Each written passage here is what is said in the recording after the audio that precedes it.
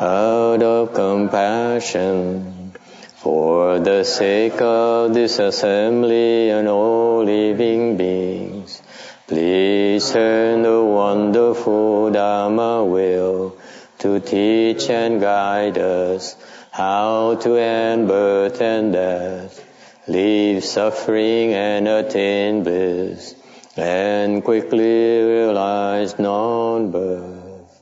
Cung thính đại đức tận tình, vì đức pháp hội cấp nhất thiết chúng sanh, phiền chuyên diệu pháp lượng nhau đạo ngã môn, như á liêu sanh thoát tư ly khổ đạc lạc, thấp chư vô sanh.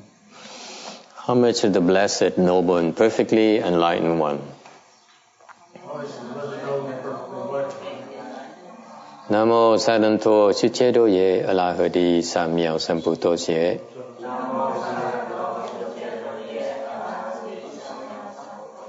Namo Takakha Toya Daya Alahade Tamil Tambo Datoa.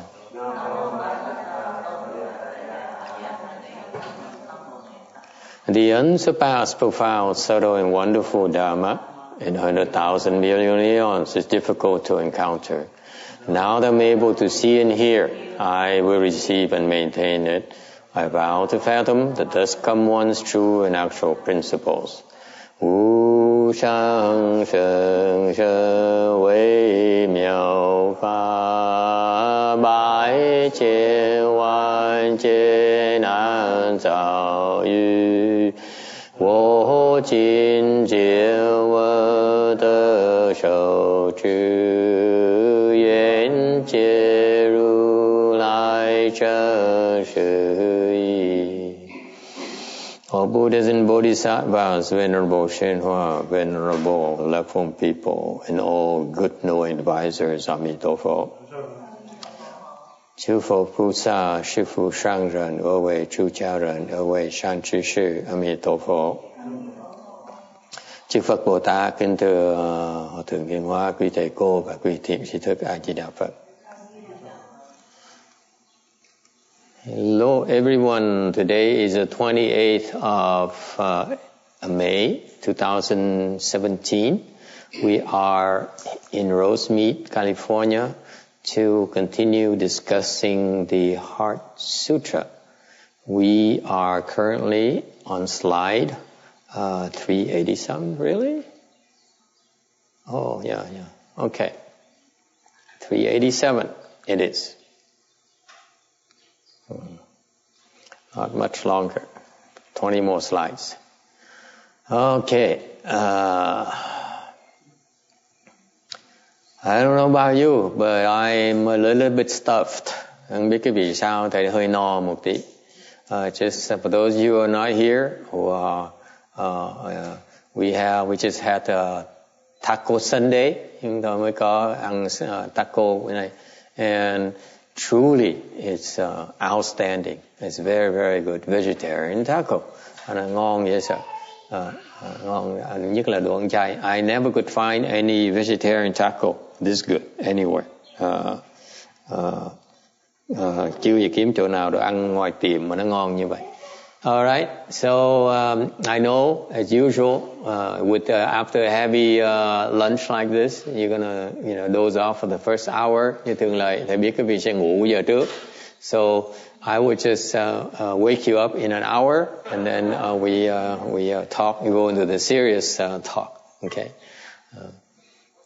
Thường lệ chắc để cái vị ngủ nghỉ một tí, xong rồi giờ sau thầy thức cái vậy rồi mình bắt đầu nói chuyện quan trọng. Okay, so it is that the Buddha says that we living beings, humans, are upside down. Đức Phật nói rằng con người chúng ta đó là điên đảo. Okay, it's upside down. It's because for ordinary people to be upside down, is because they are from four aspects.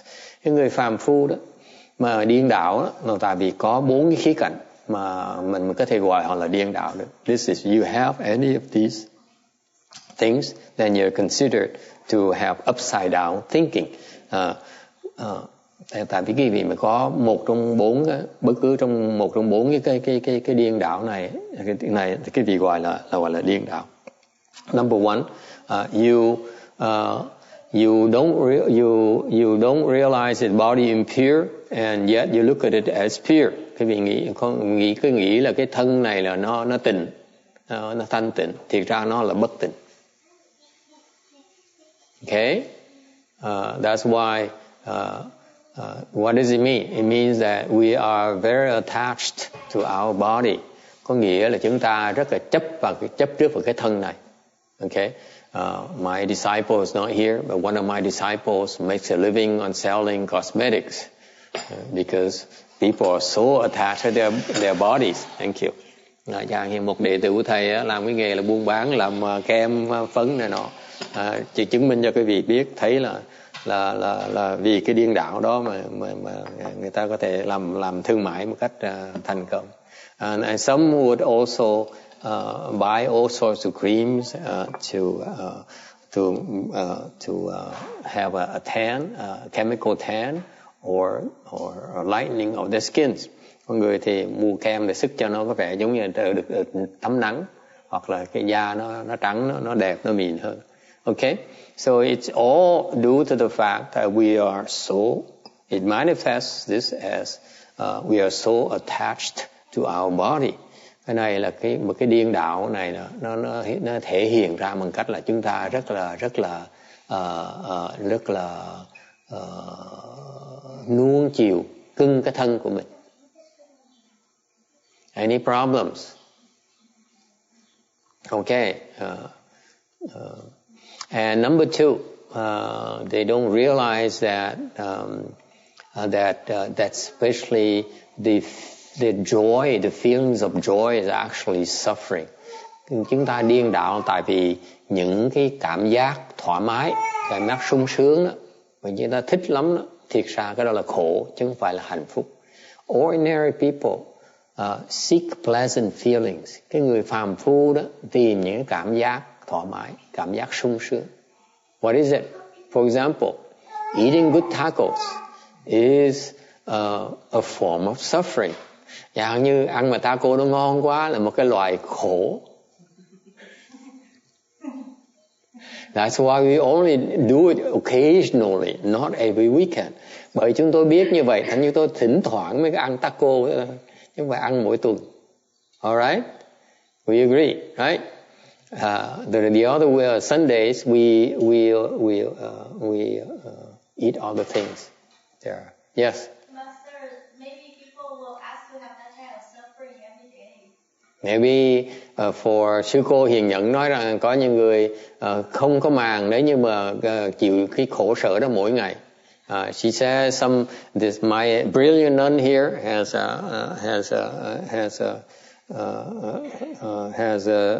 is convinced that a lot of people would not mind having this kind of suffering every day. Okay, be it as it may, but that is actually suffering right there. Cái đó là tìm cái khổ mỗi ngày, seeking suffering every day. All right. Any problems, any comments? Ai có cái ý kiến thắc mắc gì khác không? We usually overeat more than we should. We eat more than we should. Cô bác sĩ có nói là chúng ta ăn nhiều hơn chúng ta nên. Actually, it's just the American culture. I went to Europe. I noticed that Europeans are a lot thinner than we are. Thì ra là cái này là tại cái xứ Mỹ nữa thôi, chứ còn thầy qua bên Âu Châu đó, người Âu Châu nó thon lắm. They're thinner. I keep on telling my disciples, and nói với đệ tử thầy đó, I went especially in Paris. We have a lot of these bistros. Quý vị biết không? Bên Ballet đó, nó có mấy cái tiệm ăn mà người ta ngồi trước cái ghế trước tiệm đó, So these bistros, they have these tables and chairs in front of the restaurant. They're usually occupied. Usually a lot of people there. And so they face the street. Thành họ ngồi đó thì họ người ta đi lái xe ngang qua hoặc người ta đi bộ qua. That's what they do. Cô còn Ngân biết không? Những cái người ta ngồi cái tiệm ăn, mới ngồi trước cửa tiệm ăn bên ba lê đó là đông dễ sợ. You find these bistros everywhere. Đi đâu cũng có hết đó. And they usually have a lot of people. Thường có nhiều người đó. Okay? And so no matter which time of the day, giờ nào cũng có người ngồi trước đó hết. Okay? And so I was curious. Thầy tò mò, thầy coi thử, what is it they eating? Hỏi họ làm gì đó. And I noticed one thing. It's really an eye-opener. Ai cũng nhắm mắt hết. I don't mean to use the word eye-opener. Cái mà thầy cái mà thầy khám phá ra. In fact, they sit there in the bistros, drinking. They're not eating. Họ bên kia đó, họ ngồi họ uống, chứ họ không có ăn.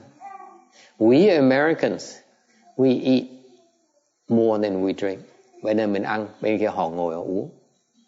And they even drink like mineral water and stuff like that. Hoặc uống bia, uống nước lạnh, chứ không có ăn như mình đâu. So the table is empty except for a bottle and a glass or something. Tại cái bàn ăn nó trống, chỉ có thấy cái chai nước hoặc cái ly rượu thôi. That's a difference. So you're right, because we eat too much. Okay? Bên này mình ăn nhiều lắm. Why is that? Tại sao như vậy? Why is that? Do you know? Why is it we eat so much? Because we are greedy. Because we greedy. She says we're greedy. Oh, you are no fun. Too serious. Yes, sir. Why? We're thinking too much. Suy nghĩ nhiều quá. Anyone? What do you think? Tại sao mình ăn nhiều như vậy? Why is that? Does anyone know? We have so much food. Yes, Vicky. Well, I remember at one time, Master, years and years ago, maybe 20 years ago, the portion that you would get in a restaurant was much smaller. Right. And then all of a sudden, the plates got so big, and they give you 1.5 or 2 times more than you normally would eat. Right. And so it started training everyone to eat so much more. Sort of. Càng ngày ăn nó càng nhiều. What else? What do you think? Why is it we eat so much here? Has anyone figured out? If you in the medical field you don't even know that, you're going to be, you can't help your patients. Quý vị mà trong cái nghề y khoa mà không biết chuyện này, quý vị cũng giúp được cái bệnh nhân quý vị đâu. Why is that?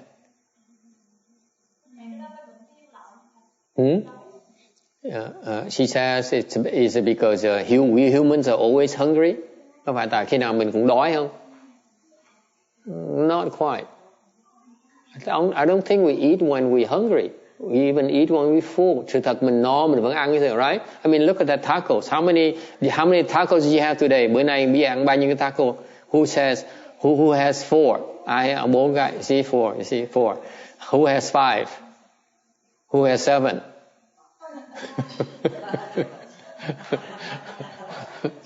See, she has 7. Look at that.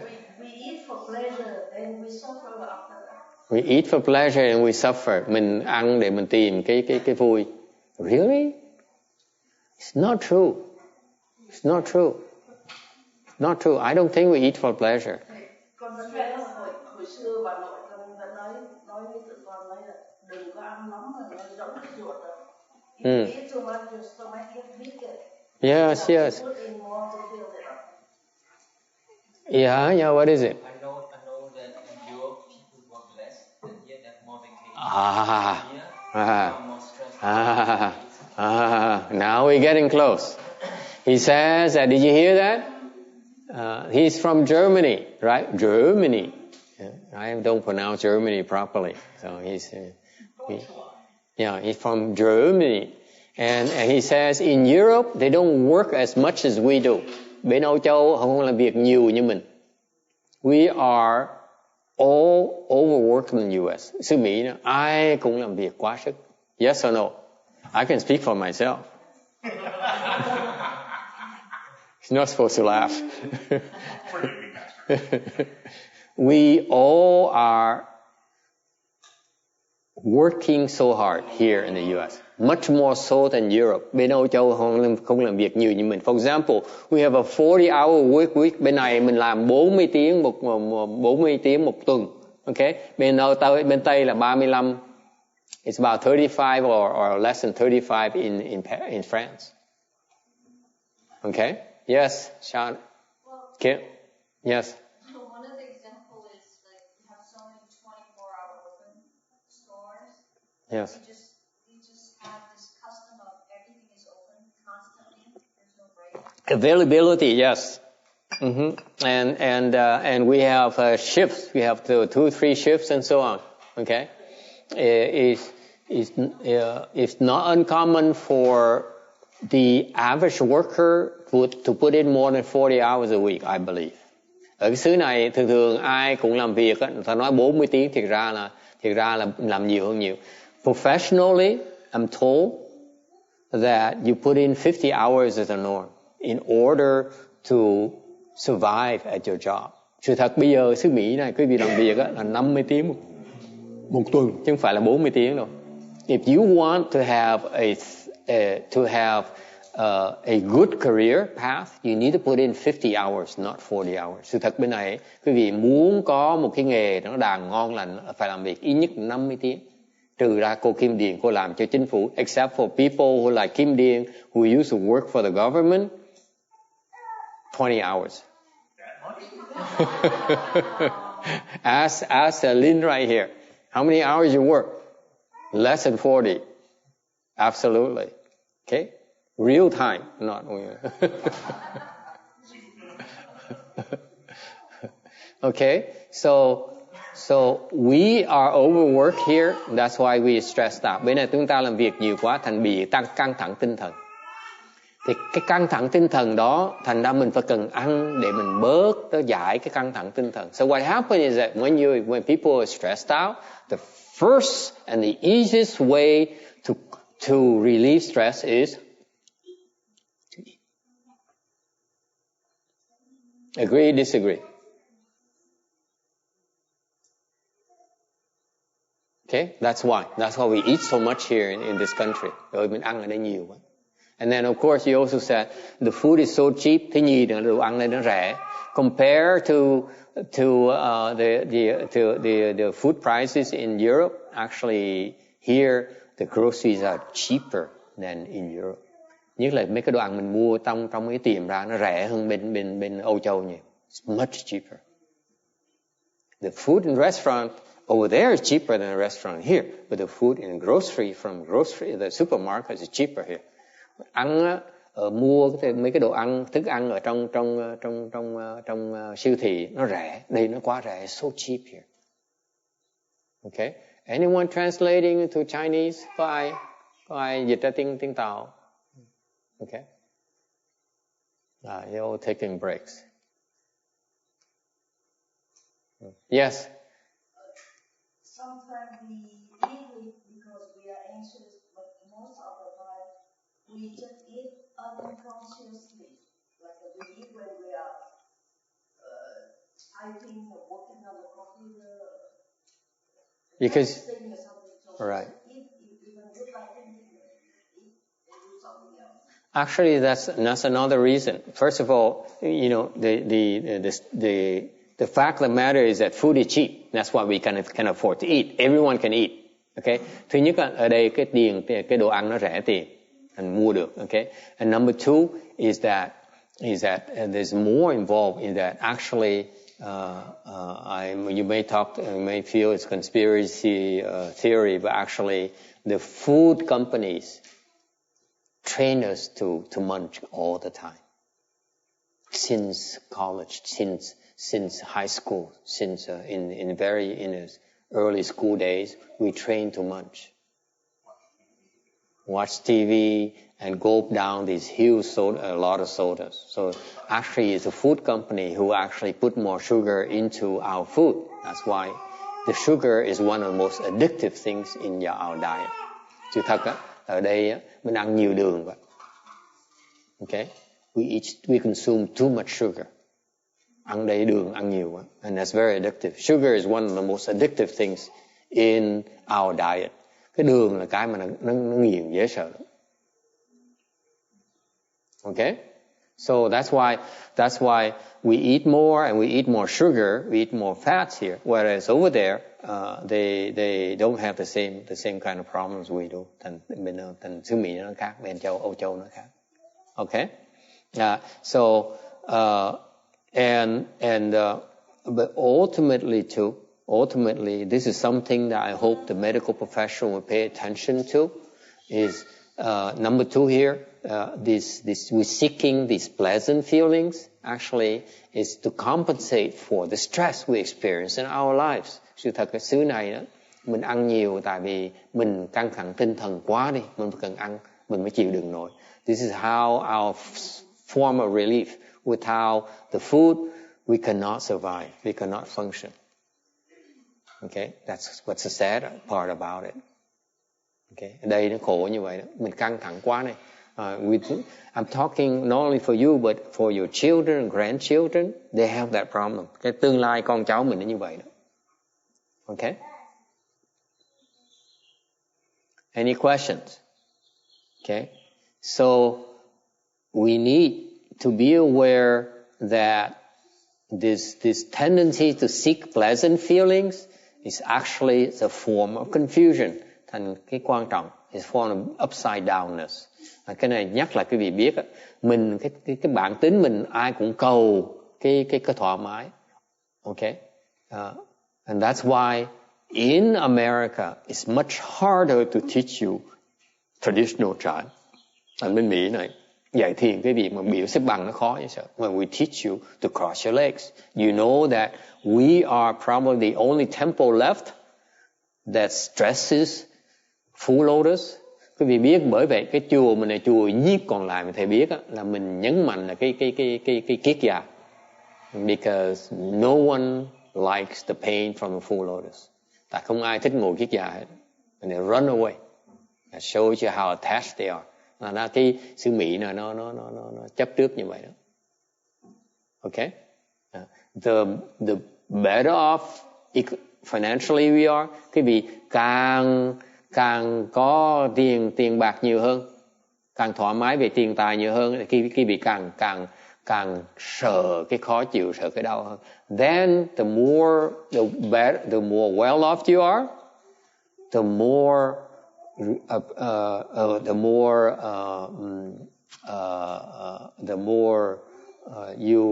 the less you are willing to endure the discomfort, the more afraid you are to face the discomfort.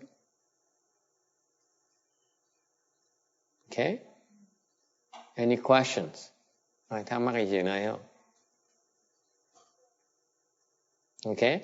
So recognize that as a form of confusion. If ta phải nhìn như vậy, if anything at all is not flattering, but the fact that we are so attached to good feelings, comfort, that is a form of confusion. Quý vị phải nhớ như vậy đó. Những cái chấp trước thầm kín chúng ta mà muốn cái thoải mái, muốn cái sung sướng đó, thì ra là một cái loại mê muội.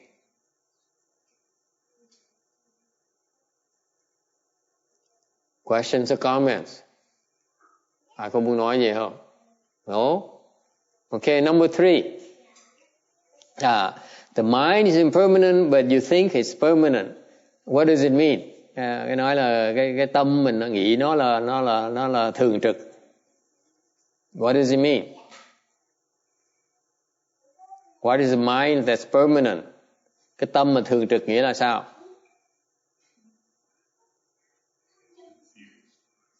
What is a mind? What is a mind that's permanent? Cái tâm nó thường trực nghĩa là sao thưa quý vị?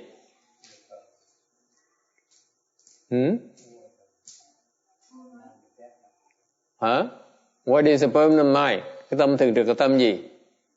What does it mean when it says the mind is permanent? Nghĩa cái tâm nó thường trực nghĩa là sao? Tâm không đứng một chỗ. The mind doesn't stay in one place. What does it mean? Tâm không đứng chỗ nghĩa là sao?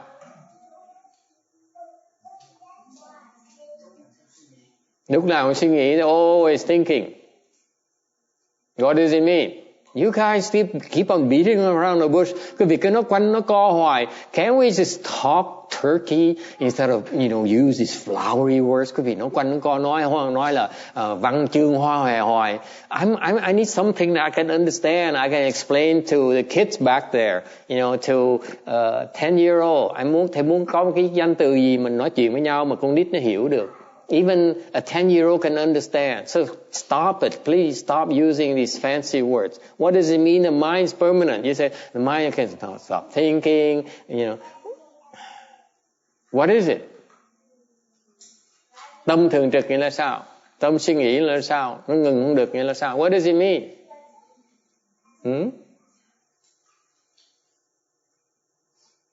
Anyone?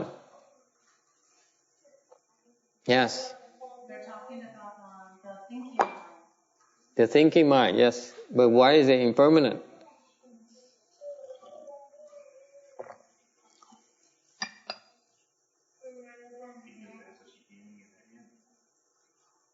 See, you always use these Buddhist concepts. You have no connection to what it means to our own life.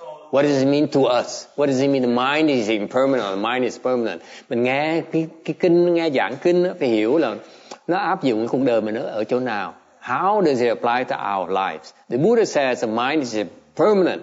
It's only at the flowery or theoretical level. But what it has some practical applications. Mỗi cái lời giảng kinh như vậy đó, những cái chữ danh từ Phật học đó, nó có cái ý nghĩa của họ, nhưng thiệt ra nó có một cái áp dụng trong cuộc đời chúng ta. The mind's always changing. That's correct. What does it mean? The mind's always changing. Tâm khi nào nó cũng thay đổi. Nghĩa là sao? There's nothing permanent in the mind. Nghĩa là trong tâm có gì có thường trực. What does it mean? What does it mean to you as a person? If you say that his mind is permanent, cái ông này, cái tâm này là tâm không thường trực. What does it mean to us? What does it mean that her mind is impermanent? What does it mean that her mind is impermanent? Nghĩa là sao? What does it mean? Nói cái tâm người này là tâm không thường trực, nghĩa là cái gì? What does it mean to us? What's the point in telling me that? Huh? He says, if you angry, if she's angry at her husband, eventually she will stop being angry. That's what he says. Yes, Shana. You can drop it, it's not always there. Is it always theories? Anyone else? Is that because when you got someone dies, the mind is going to go to be somebody other? She says that she's clearly depressed. She says when she dies, her mind will go somewhere else. Cái người nào rõ ràng là chán đời rồi. Khi nói là tôi mà chết, cái tâm tôi nó bỏ tôi nó đi chỗ khác. That's impermanent to her. Okay, I buy that. Okay, that's correct. Yes, Sarah. Go on. What does it mean? It's impermanent. What does it mean to us?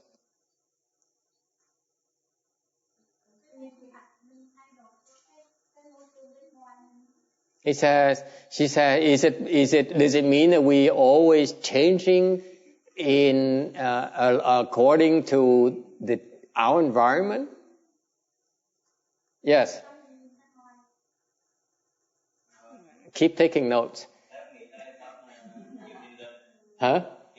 He says he lacks samadhi power. You guys are boring. You come on. I mean, the Buddha spent so much time explaining to us, and no one. I don't get it. Why is it no Chinese ever asked the monk? He says, what does it mean? My mind's impermanent. My mother's mind is impermanent. My husband's mind is impermanent.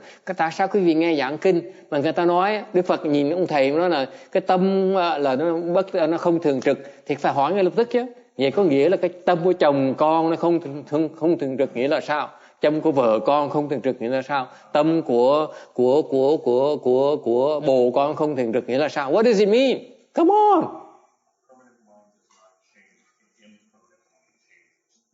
So what does it mean? Oh, wishy-washy. Yes. Anyone else? Yes. It seems like we are confused between the mind and the soul. You confused between the mind and soul. Nice try. Okay. Trật lắc. Nói là yes. Don't trust your mind. Okay. Yeah. You quoting the scriptures. You're not telling me anything that I want to know that I can use in my life. Okay? When he says this, he says it has practical applications for you. It's not simply flowery words. Những cái chữ này nó có cái ý nghĩa, nó có tác dụng trong cuộc đời chúng ta, chứ không phải nói để mà nghe. You see, what happens is all of you go, the typical Buddhists go to the lectures, oh wow, today I learned so much. And then they have no idea how these things apply to them. Yes. When you're depressed, don't kill yourself. Okay, that's good. Okay. Okay. Anything else? Or when you die, your mind will leave you. Yes, what else? Getting closer. We're not satisfied. Oh, looking for the next thing. Yes, ma'am. Don't get attached to it. What do you mean don't get attached to it? Okay? Your husband will divorce you when you talk like that. Okay? It means that the bottom line is that your mind changes constantly. Therefore, okay, you have to expect it to flip. Cái âm mình nó đổi hoài à. It flips constantly. Today she loves me, next day she hates me. Okay?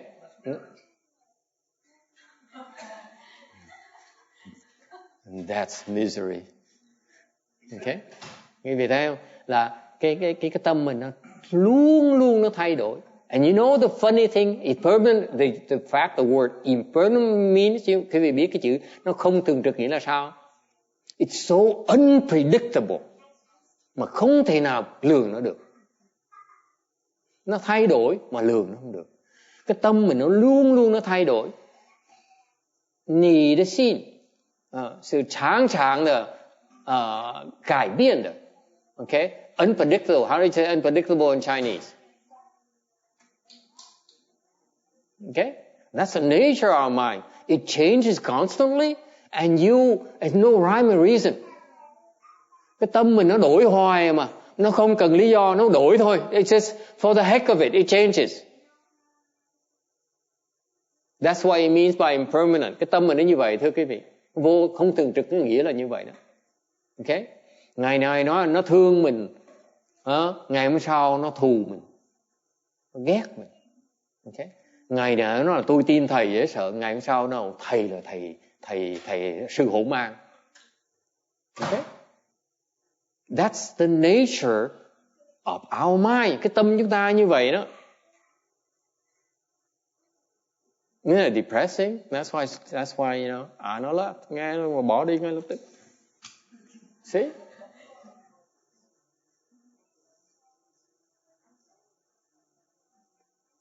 And yet, we believe that, for example, someone says that we hold people to you know, we think that people don't change. Mà mình nghĩ rằng người ta thay đổi. People's mind change all the time. Cái tâm người ta thay đổi hoài à. Yes.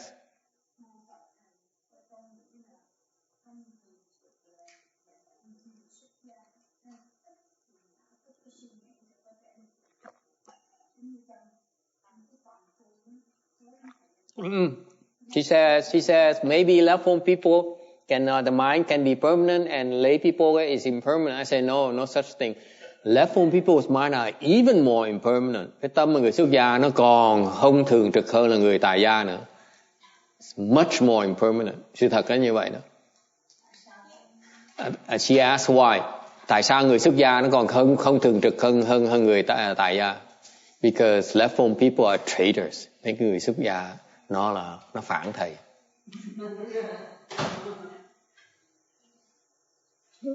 Bản tính nó như vậy. The nature of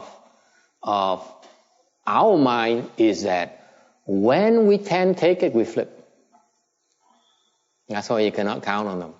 Cái người tam khi mà tới cái bị áp bức rồi là bỏ cuộc, là đổi ngay lập tức, đổi mặt ngay lập tức. Very rare you find, rất ít người mà tới gặp cái lúc mà khó khăn mà không thay đổi. Cái lòng sắt đá là rất là hiếm. Very few people in the world would not flip. Very few. Mấy cái người đó rất là hiếm có, rất là khó mà kiếm. Very, very, very different. Okay? That's the nature of the mind. Cái tâm chúng ta như vậy đó. Look at the prime example, President Trump. He flips faster than he can play coins. Why is that? Why do we say that the mind is impermanent and it flips constantly? Tại sao mình nói là cái tâm mình nó bất thường, nó vô thường và nó cứ đổi hoài? Are you translating? Someone translating for Ru Jing. She doesn't come here that often. We need to help her feel that it's worth her while to come here.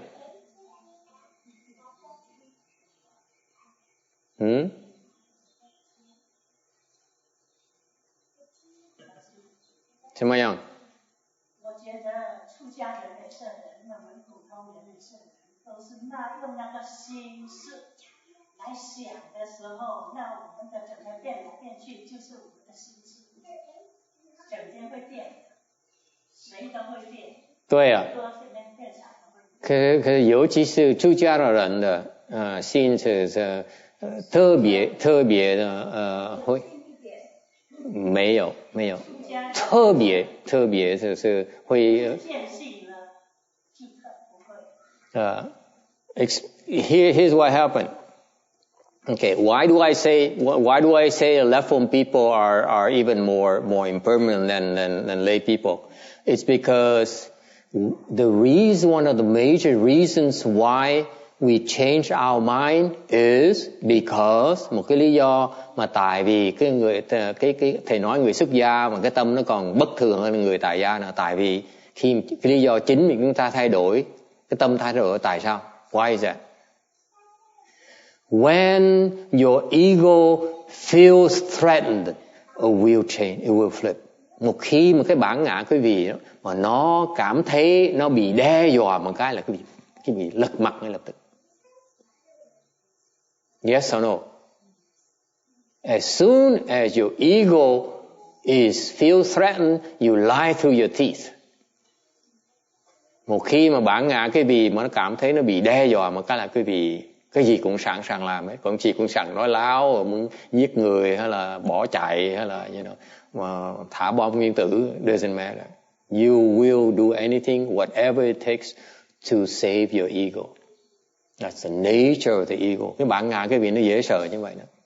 Tới lúc đó là sẵn sàng cái gì nó cũng bỏ hết. You abandon your mother, your father, your husband, lúc đó là bỏ cha, bỏ mẹ, bỏ gì hết. Okay? That's the nature of the ego. Cái bản ngã mình nó như vậy đó. And that's why, our fearless president, he has a huge ego. That's why he flip-flops.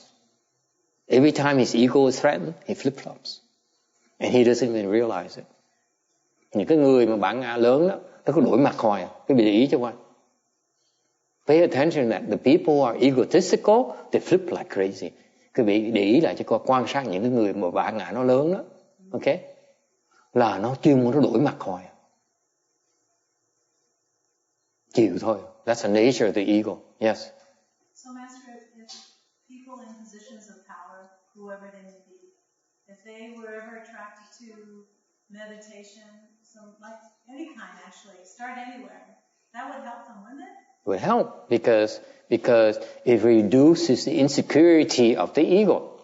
Meditation reduces your insecurity. Cái thiền nó giúp quý vị bớt cái tự ti mặc cảm. Okay? You don't feel threatened. Quý vị, you don't feel threatened because you become stronger. Quý vị khi mà thiền đó là quý vị có sức hơn, thành nó ít cảm thấy bị đe dọa. What happens is when your samadhi power increases, you don't feel as threatened. Okay? Because you're stronger. That's why. Okay? So you notice that you cannot blame people. Quý vị không trách người ta được. Because all our egos like that. Tất cả những cái bản ngã đều như vậy hết. If it feels threatened, it will lie, it will kill, do whatever it takes to survive. Cái bản ngã mình nó hay chỗ đó. This is one of the interesting characteristics of the ego. And you need to know that for you in order to squash it. Thành quý vị phải hiểu cái chuyện này, quý vị mới giết thằng bản ngã được. You cannot say, oh no, I'm a loyal, I will die for you. Đừng nghe ta nói mà tôi là người rất là trung thành, tôi sẵn sàng bỏ sinh mạng tôi cho ông. Không có, don't believe that. As when the ego is threatened, it will do anything to survive. Cái bản ngã thường khi mà nó bị đe dọa, nó sẵn sàng, nó làm bất cứ cái gì để mà nó sinh tồn. And that's why the samurais are one of those rare cases where they train themselves so that they are not afraid of death. Thành bên chiến sĩ Nhật đó, người ta kiếm sĩ Nhật, người ta không sợ chết, người ta tập như vậy, nó tập cái bản ngã tới cái đồ nó sẵn sàng nó chết. Okay? So far so good? That's the way it is. And until you recognize that, you're gonna break it. Mà quý vị không thấy được cái này, quý vị dẹp bản ngã không được đâu. You keep on saying, no, I'm a nice, how can you talk to me like that? I've been loyal to you all these years. Nói sao thầy nói con, thầy nhìn mặt con nói những câu, thế mà con nghẹn ngào, con thấy buồn, dễ sợ lắm. Con theo thầy để 9 năm trời rồi. Tại thầy con chưa cảm thấy chưa đe dọa thôi. Khi mà con thấy đe dọa một cái là con bỏ con chạy ngay lập tức. That's the nature of the ego. Bản ngã mình nó như vậy. Yes. So does that mean that the more virtue we have, the less ego we have? The more virtues you have, the less ego we have. It's not a less ego. It's more subdued. Okay? Bởi vì cái có cái đức, cần cái đức, so you need to build on the virtue as part of your ego suppression. Nên là muốn diệt cái bản ngã phải có cái đạo đức mới diệt nó thôi. Okay? Any question? Yes. How do you face the ego?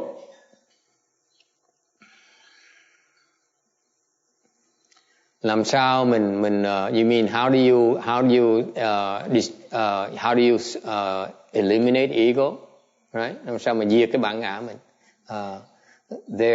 The ego can be suppressed by a Buddhist approach. Có Phật giáo mình mới diệt được bản ngã thôi. No one else knows how to do it. Không ai biết cái cách đó.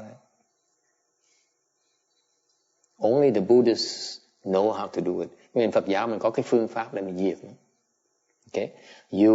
You can do that by, let's say, following the Hinayana bên Nguyên Thủy đó. Like we have a Thai monk who shared, he went to the to the cave and stayed there for 7 years. Bên hàng như bên ông thầy Thái Lan tới, ông sư Thái Lan tới, ông chia sẻ cùng chúng ta đó, nói là tôi vào cái hầm, tôi ở 7 năm trời. So during those 7 years, he goes through his teacher guided him how to suppress his ego for 7 years. Thành ra cái ông sư Thái Lan được ông sư phụ, ông dẫn vào cái hầm ở 7 năm trời, ông hướng dẫn làm sao mà kìm cái bản ngã mình. So he got the ego to the point where it is ready for the next phase. Okay, rồi sau đó, and then he needed 3 more years. Sau đó thêm 3 năm nữa mới dẹp nó bắt được. Then you can suppress the ego after 3 more years. So the first phase is that it brings ego to that level, and then the next 3 years is designed towards crushing it. Okay, thành có nghĩa là cái phương pháp họ là 7 năm đầu là họ đem bản ngã tới một cái trình độ họ có thể bỏ thêm 3 năm để họ chặt cái bản ngã nó được, giết bản ngã được, bóp mũi nó chết. So it's proof right there that they have the methodology to do it. Each person is different. Sự thật nói ra là mỗi người đó mỗi khác. There's no one solution for everyone. Không phải ai cũng giống nhau hết. Just like when you're sick, you know, each person uses a different medicine. Mỗi những cái chữa bệnh như vậy, mỗi người phải chữa cách khác nhau. So each person is entirely different. There's no one fit all solution for that. Thành không thể nào có một cái phương pháp mà nó áp dụng cho tất cả mọi người.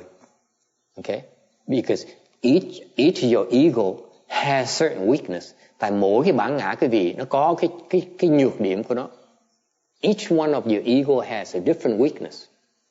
For example, some people like red, some people like gray. Chẳng hạn có người thích mặc áo đỏ, người thích mặc áo vàng. Okay? So you need to be flexible enough to adjust to it. And that's how you suppress it. Mình phải nhìn cái nhược điểm của cái bản ngã để mà bóp mũi nó được. If you recognize your ego, where its flaws are, that's when you can strangle your ego to death. That's what it takes. Okay? Phương pháp là như vậy đó. Là mình phải nhìn cái nhược điểm của từ mỗi cái bản ngã khác nhau để mình bóp mũi nó. Yes. Yes. It's a manifestation of the ego. Cái tâm phân biệt, the discriminating mind is a manifestation of your ego. Cái tâm phân biệt là một cái biểu hiện của cái bản ngã của quý vị. Okay? But in fact, the way that they went about destroying the ego like that in 10 years is too slow. Một cái ngược lại, nếu quý vị nhìn bên họ mà dùng 10 năm họ mới bắt chẹt được cái bản ngã để mình diệt bản ngã thì nó quá chậm đi. It's too slow. It's because they don't understand the inner workings of the ego yet. Họ chậm như vậy tại vì họ chỉ biết cái liều thuốc mà không hiểu là cái bình nó ra sao. So what happens is like the analogy is like you know a recipe how to do it. You just don't know why there's a problem. You understand? Thành cái gì nó khác biệt giữa nguyên thủy và đại thừa mình chỗ đó đó. Nguyên thủy là họ biết được cái liều thuốc thôi, mà họ không biết cái bình là sao, nó diễn biến ra sao. Đó. Đại thừa mình thấy được cái đó, đại thừa mình hiểu được cái bệnh, tại sao nó bệnh. Bên kia chỉ là they just have this vague idea on how to tame it, you know, two-faced. Tại bên nguyên thủy họ diệt bản ngã mà hai cái giai đoạn thứ nhất, xong giai đoạn thứ nhì họ bắt chẹt nó được, họ biết được như vậy. And that's why they lack precision. Bên nguyên thủy họ thiếu cái sự chính xác. In Mahayana, to destroy the ego, ngược lại bên đại thừa chúng ta muốn diệt cái bản ngã đó. Okay, you can be a lot faster. Tại mình hiểu được, thành ra mình đi rất là lẹ, a lot faster. Okay. Yes. How so, Master? How so? Because Between the Hinayana and the Mahayana. Because their approach is too narrow. It's just like they have a one-lane freeway. Okay, thì tương tự giống như bên nguyên thủy họ có một cái đường đi là đường mòn. Okay, like a inner road where there are lots of lights and stop lights and stop signs and lights. Whereas Mahayana we have a 100-lane freeway. Bên giống cái đường làng ngược, giống như còn đại thừa mà giống như đường xa lộ 100 cái đường khác nhau. That's the analogy. It's so much faster.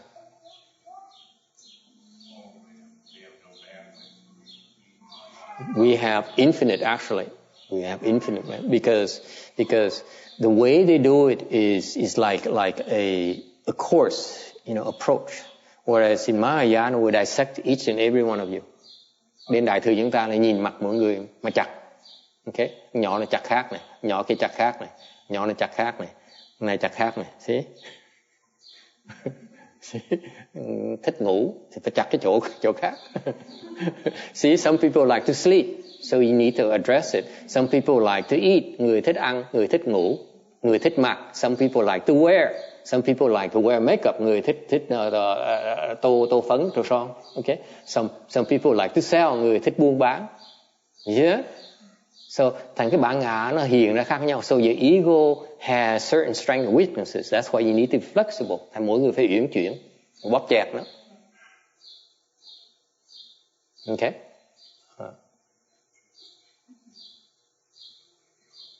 So remember, this is a destruction process. Cái này là một cái công trình là đi hủy diệt nó. So therefore you need, I repeat, the difference in Mahayana for your sake is that we spot your weakness, whereas Hinayana they can't. Cái khác biệt giữa là bên đại thừa chúng ta là thấy được cái nhược điểm của thằng bản ngã, nguyên thủy nó không thấy được. Thành ra nếu mình thấy cái nguyên thủy nó, mình thấy cái chỗ nhược của nó, mình đánh, mình giết nó dễ hơn. So if you recognize the weakness, then you can destroy it a lot easier. Okay. Does it make sense? You know where to attack. You know which button to push. Yes. Master, in Hinayana, do they have a good knowing advisor or they do not? Yes, they do. But unfortunately, a good knowing advisor cannot recognize your ego's weakness. Cái bên nguyên thủy cũng có cái pháp thiền tri thức, nhưng là cái khổ là cái thiền tri thức bên nguyên thủy họ không thấy được cái nhược điểm của bản ngã, họ không thấy được. Their comprehension of how the ego function is a lot coarse. It's very, very vague.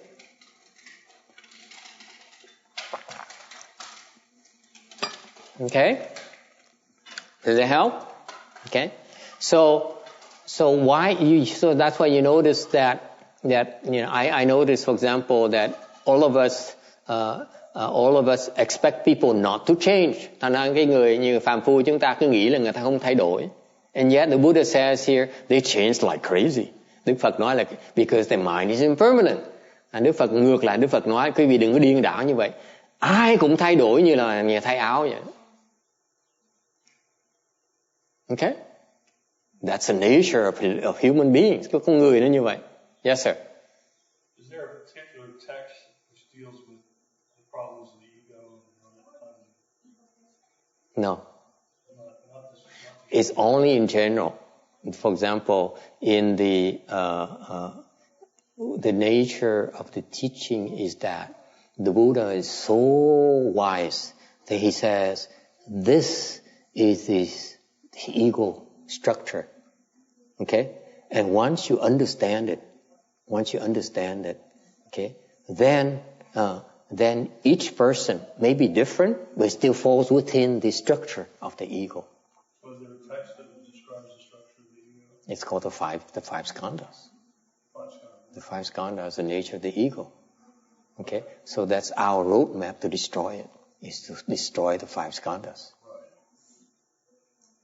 Okay, thằng nào nói chi tiết ông này khôn, ông hỏi vậy chứ có sách nào nói rõ ràng, không có sách chỉ nói là cái đài lý thuyết là cái ngũ uẩn. Okay, to destroy the ego, you have to destroy the five skandhas. Muốn diệt cái bản ngã phải diệt cái ngũ uẩn, phá cái ngũ uẩn mới diệt bản ngã được. So that's why you want to understand. You see how the Hinayana people do it? They're slow because they don't get it. They are not as adept at that as we are.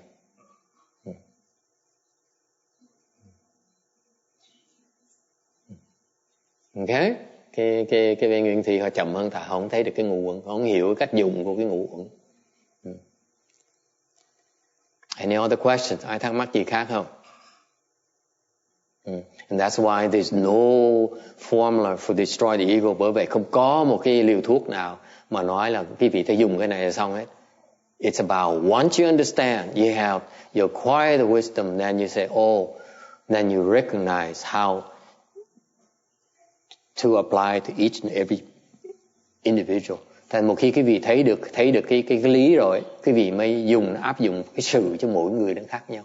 So once you understand the principles behind it, then you apply for each and every person. Okay? Hiểu được cái lý rồi mới áp dụng sự là mỗi người đó. Each person has slight variations. Okay? If you recognize these variations, you can destroy the ego a lot quicker. Okay?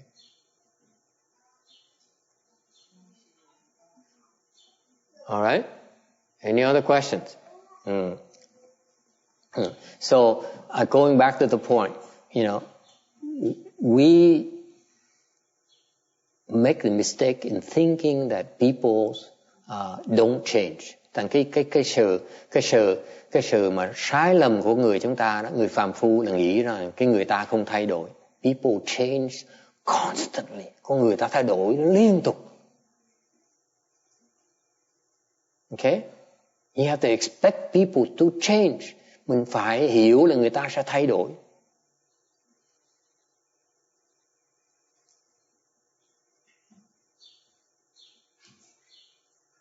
Okay? For the better or for the worse. Nhiều khi thay đổi tốt, nhiều khi thay đổi xấu. We don't know. Questions? Okay? Finally, number 4. That Dharma has no self, but the Dharma has no self. Cái nói là cái pháp nó vô ngã. Yeah. What does it mean? The Dharma has no self. Pháp vô ngã nghĩa là sao? Meaning that everything changes by the seconds. Có nghĩa là bất cứ cái gì đó đang thay đổi, nó liên tục. Không phải cái tâm không, mà tất cả những cái gì trong thế gian này quý vị thấy nó đang thay đổi. Everything you see is changing constantly. Okay? And somehow in your mind you think this person is always pretty, nghĩ là handsome, nghĩ là quý vị yêu một cái hình bóng của quá khứ người ta chứ không phải yêu cái thực hiện tại của người ta. You're in love with your memory. You're not in love with the real person. Thành quý vị thương cái bóng, cái hình của trong ấn tượng của mình, phải thương người thật sự của mình. Alright, it's depressing. Nghe nói chuyện chán lắm. After you hear this, you understand this, you want to live the whole life. Khi mà thấy được rồi, quý vị ai cũng muốn xuất gia hết đó. And the proof is that you don't see it. That's why you insist on your wonderful life, your beautiful life. Quý vị không thấy được cái này, thành quý vị mới nhất định ở lại trong cái thế gian này để mà sung sướng. Okay? Any questions? And let's go upside down. Thầy nói cái danh từ mà Đức Phật dùng cái như, and it's very unflattering. Đức Phật dùng cái chữ rất là hơi sốc tai, là điên đảo. Quý vị khùng mà cứ nghĩ là mình thông minh. You are upside down and yet you're so sure of yourself.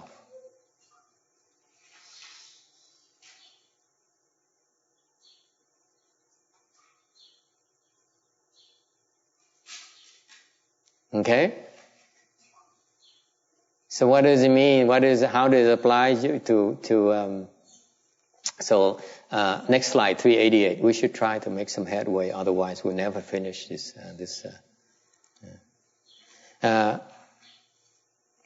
Should be 2 of 2, not 1 of 2. Excuse me.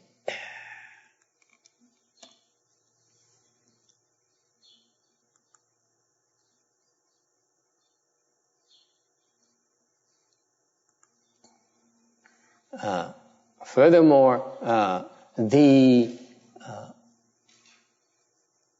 arhats and practitioner Buddhas have their own upside down.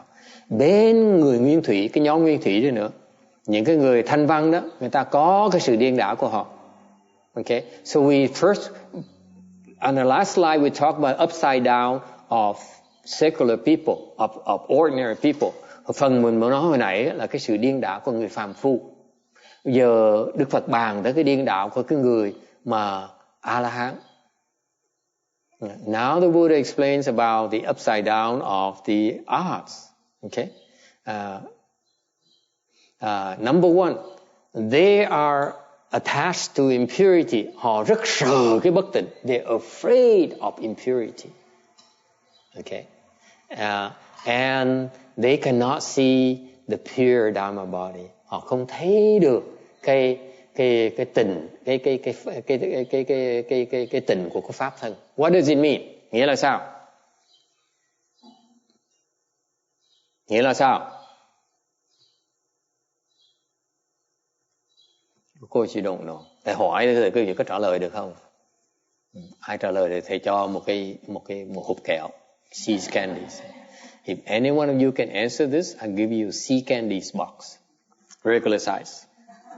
What is the question? What does it mean? That the arhats are attached to impurity and they cannot see the pure Dharma body. See, Sarah is greeting. Yes, making faces. Yes. Anyone?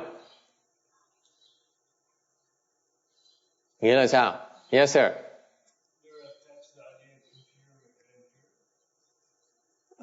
Okay, getting there. Nói là cái quan trọng giữa cái tình và bất tịnh.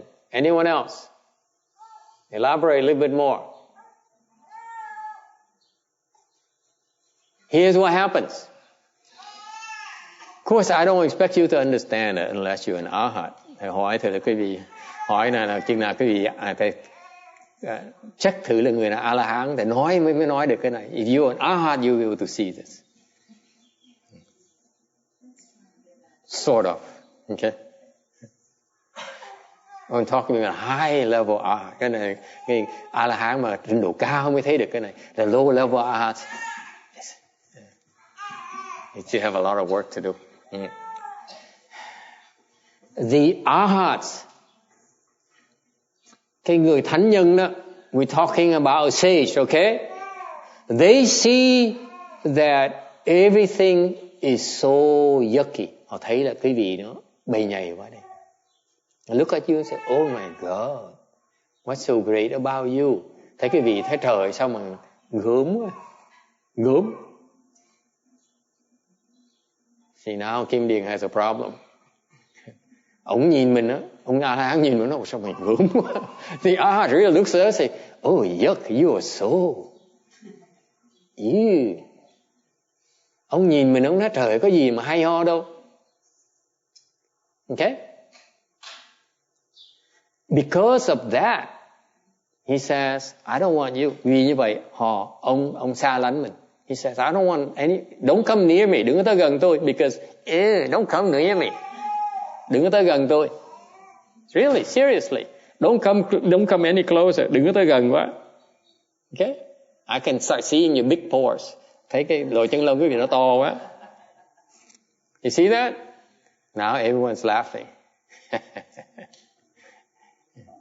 It's like a baby skin. You see, so nice that you look under the magnifier glass. It has a lot of big pores.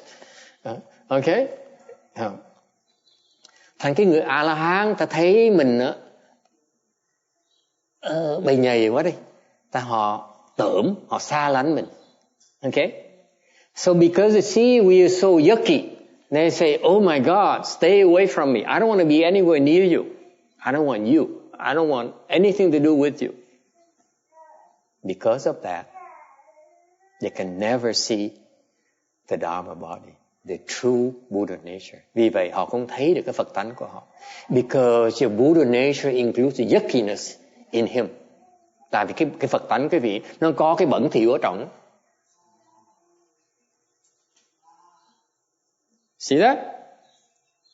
Yes, that's a very simple way to explain it to you. Otherwise, đó là cách rất giản dị để thầy giảng cho quý vị biết là thấy được tại sao họ A-la-hán bị kẹt đó. Ông thấy mình bầy nhầy quá, ông nói cái mày bầy nhầy quá, thôi gớm quá, không chơi. Mà cái Phật tánh mình nó có cái gớm ở trong, dễ sợ không? That's what the arhats never taught, that your Buddha nature has a yuckiness and the purity in there. Cái Phật tánh mình nó có thanh tịnh, nó có cái bầy nhầy ở trong đó. Nó cùng một lúc luôn.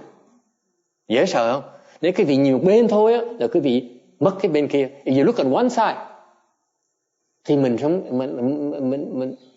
then you fail to see the flip side of it, of the coin. Then you have no wisdom. Quý vị không có trí huệ được. Does it help? You buy that? Okay, then you buy that. Yeah, I can. You believe anything. Such is life. Are you saying they have one walking, discriminating mind? Yeah, that's the truth to them. They see the truth. They see the truth as we are so yucky, and it's true, but it's only half of the equation. Cái khổ người A-la-hán bên nguyên thủy đó, họ có cái trí huệ, họ thấy được là cái bầy nhầy của mình, cái đó là cái sự thật của mình, nhưng đều họ chưa thấy cái bên kia là cái đẹp của mình, cái thanh tịnh của mình. They fail to see the beautiful side of us that we can fall in love with. Mình vẫn thương nó được như thường, mặc dù nó bầy nhầy bên này, bên kia nó vẫn đẹp như thường.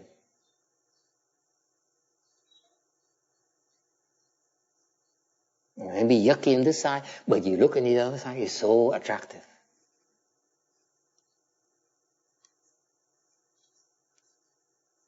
Nghe cool? That's how I explain it for you. Ngày giảng cho cái ví dụ nó rất là giản dị cho quý vị thấy. Okay? Actually, it's a lot more than this. Okay? And number 2, they attach to suffering and fail to see that the stillness, extinction, bliss. Okay? They attach to suffering. Có nghĩa là họ thấy là cuộc đời nó khổ quá. They say that life is so much suffering. So what's the point? Nếu họ thấy cuộc đời nó khổ quá, thì sống làm cái gì? What's the point in doing anything? Làm cái gì nó cũng khổ hết. Everything you do will be suffering. Bất cứ mình làm cái gì cũng là khổ hết. Okay? So they stop. And they say, oh no, I just meditate. I don't want to do anything. Họ nói thôi tôi ngồi tôi thiền thôi, cái đó mới là thật. Còn bất cứ tôi làm cái gì nó chỉ là khổ cho tôi thôi. Chỉ là khổ cho người ta. Everything I do is suffering for me and suffering for him. So what's the point? It's the truth. Sự thật là như vậy. Cô Quảng Ngân không đồng ý. Yin disagrees with me.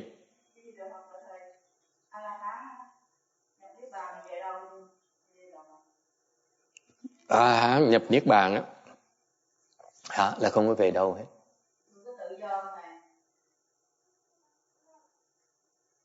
Tự do nghĩa là sao?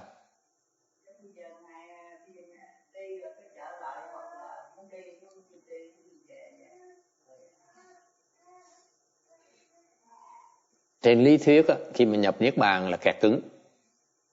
Bởi vậy Phật giáo chúng ta thầy tin rằng không cho nhập niết bàn. Họ nghĩ là họ nhập nhưng họ không nhập được. Chặn lại không cho nó vào.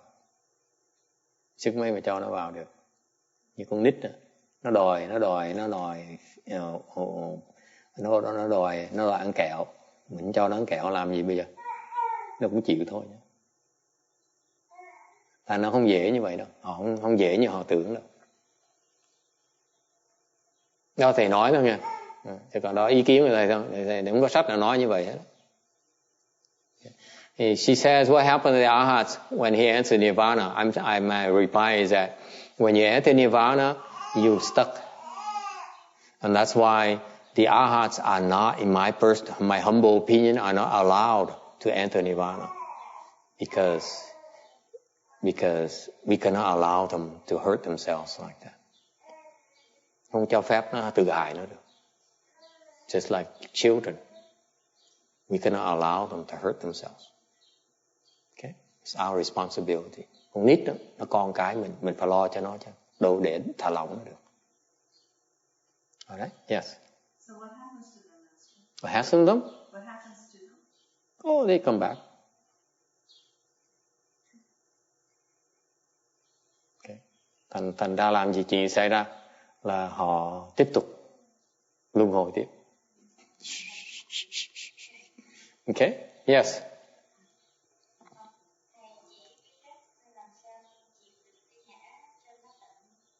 She says she wants to know how to kill the ego. Bà này sát sanh. She is a killer. Cái đó là in order. The question, how do I kill the ego? And the answer, general answer is that it takes commitment. Cái đó phải cần có cái sự cam quyết mới giết nó được. Okay? Meaning that cam quyết chỗ nào? Ai biết? Anyone knows? What does it take to kill the ego? What kind of commitment? Cam quyết chỗ nào?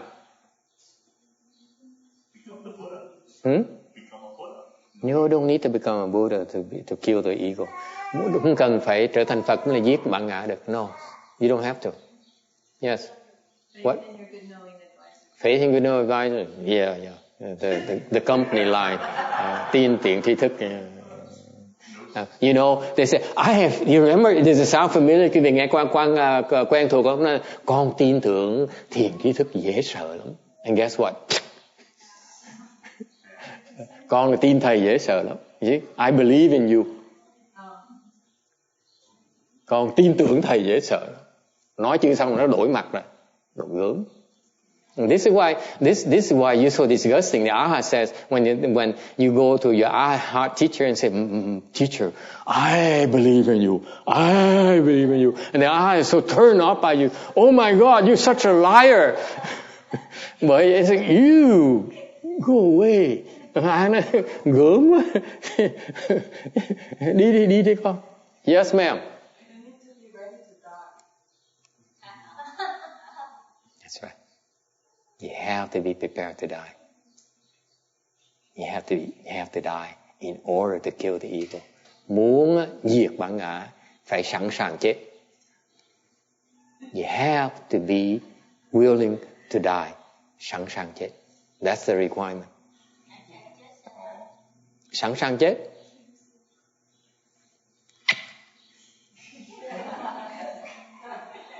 See? Then you can. Nếu không sẵn sàng chết thì bỏ bản ngã không được. See? She's lying again. Thấy cái người đang nói láo nữa. Remember what I said? The ego, as soon as it feels threatened, it flips. Remember? See? So in order for you to stop it from flipping, you have to kill it. That's the only way. You get it? Cái vị nghe rõ ràng không? Cái bản ngã nó sẵn sàng khi mà nó cảm thấy nó bị đe dọa, nó đổi mặt ngay lập tức. Thành muốn nó không đổi mặt được, nó phải giết nó thôi. That's the only way is to kill it.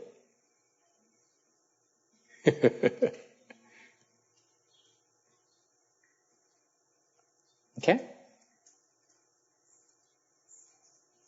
She giving up. Cái cô bỏ cuộc rồi. Okay. Cái cô ngồi trước.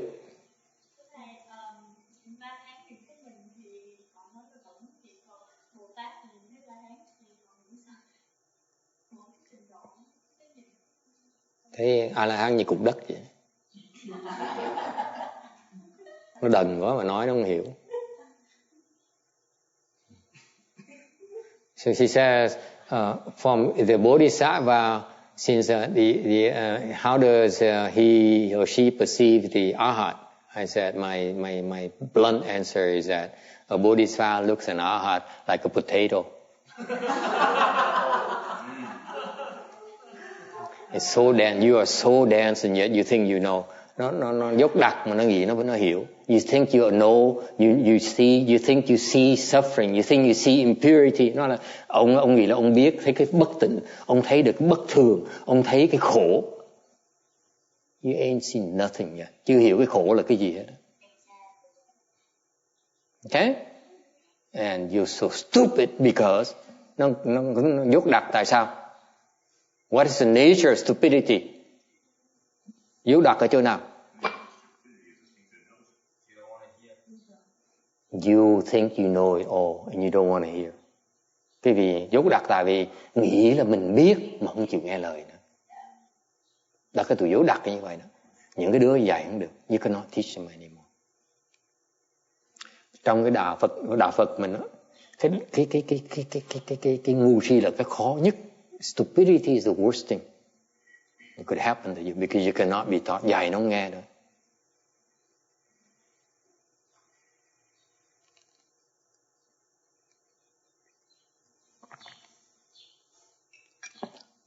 Bởi vậy bên lâm tế phải đánh nó. So that's why in liễn trí we have to beat them up. You have to slap them, phải tát nó, phải đánh nó, phải giết nó, phải đá nó. Because they don't listen. Tại nói nó không nghe, phải đánh nó. That's the genius of the liễn trí. Thành bên lâm tế họ có cái trí hệ nó hay lắm.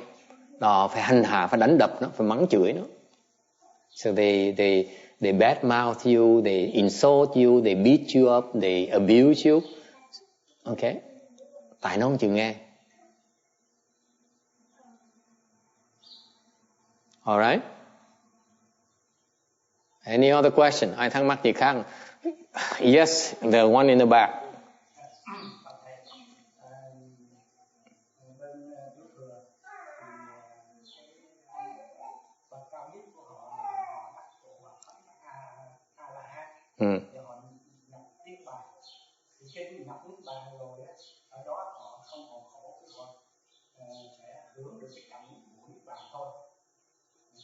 Như vậy thì ở đó nếu họ ý thức, họ có cái nguyện mà Bồ Tát thì họ có thể tiếp tục tiến lên Bồ Tát nữa, hay không, chỉ ở tại cảnh đó thôi.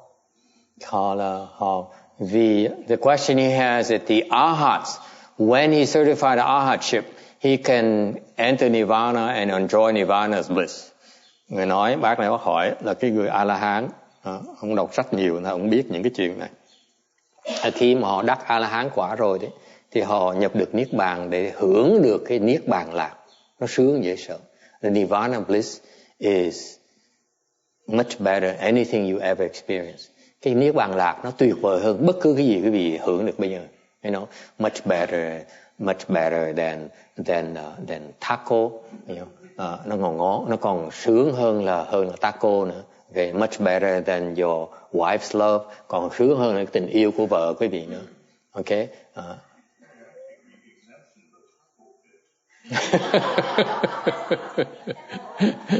Ông này thầy nói sao sốc tôi tai tôi quá.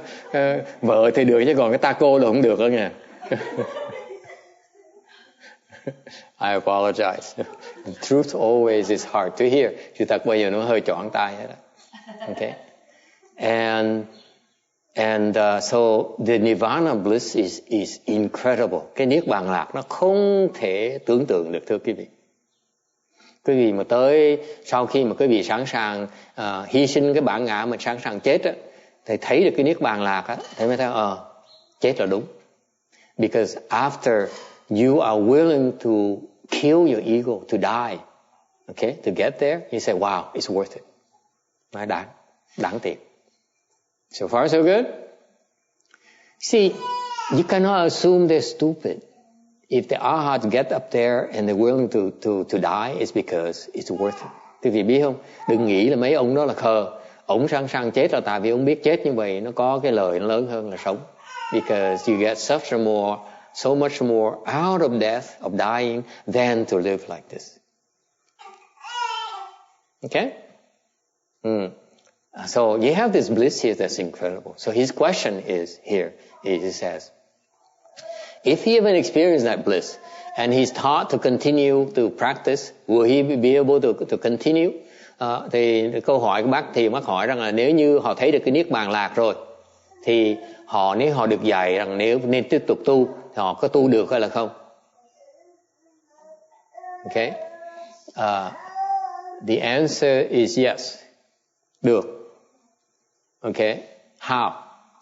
Tại sao như vậy? Yes. Là sao?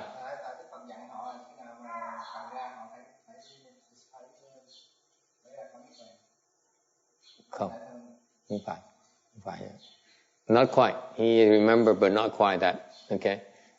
Why? Why is it possible?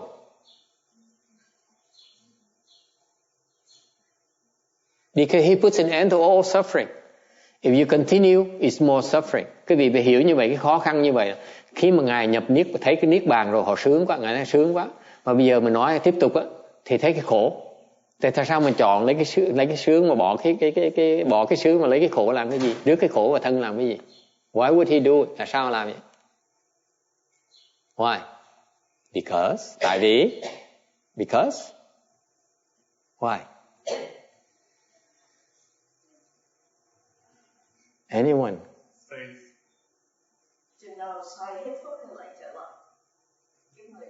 No, not quite that. It's faith in the Buddha's teaching. Tin ở lời Phật dạy. Because the Buddha says, if you are willing to follow this path, you will be able to end your suffering. Tại Đức Phật nói trước rồi, các con mà theo lời Như Lai dạy làm sẽ hết khổ. He saw that to be true. Thấy rõ ràng đó là sự thật.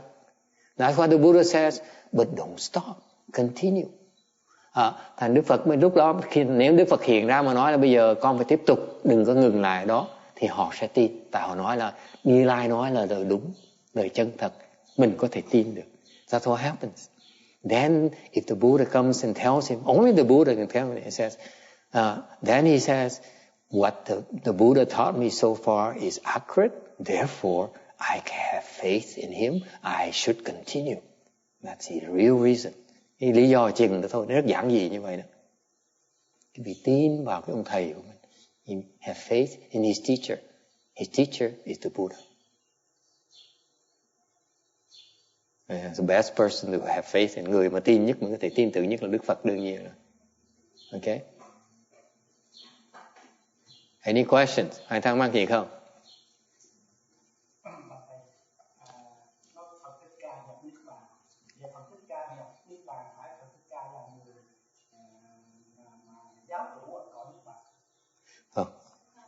Phật Thích Ca niết bàn Thích Ca nó khác cái niết bàn của A La Hán. He says if the Buddha becomes enter his nirvana, does he become a teacher there? I said no. The Buddha's nirvana is not the same as the Arhat's nirvana. So it's not something that I know and therefore I can't talk about. I know it's not the same. Cái niết bàn của Đức Phật thầy không biết được. Thầy không nói được. Okay. Cái đó khi vì phải thành Phật mới biết được cái nó là cái gì. You have to be a Buddha. You can tell I'm no Buddha. I still love tacos. Vì rõ ràng thầy không phải là Phật, tại vì thầy vẫn còn ham ăn taco như thường.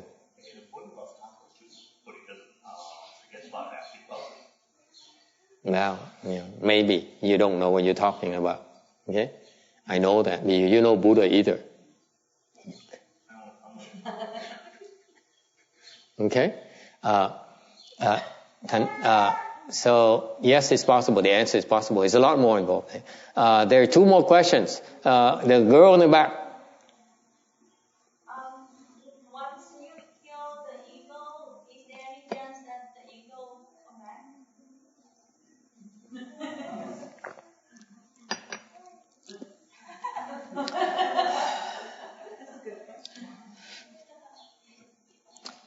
The question is, once you kill the ego, does it ever come resuscitate like Jesus?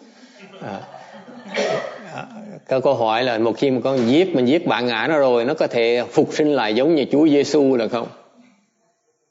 The answer is, I don't know. Thầy không biết. I don't know. I don't know. Yes, Tony. What's the difference between Pratyeka Buddha and Arhat? Cái khác biệt giữa A La Hán và Bích Chi Phật là sao? The Pratyeka Buddha has a higher wisdom than the Arhat, but still, although it's still albeit it's still limited. Bích Chi Phật thì trí huệ cao hơn A La Hán một tí, nhưng đều vẫn còn rất là thuộc loại củ khoai. It still belongs to potatoes. It's a bigger potato, that's all. Cái củ khoai nó to hơn một tí thôi. Ok, cô con Ngân.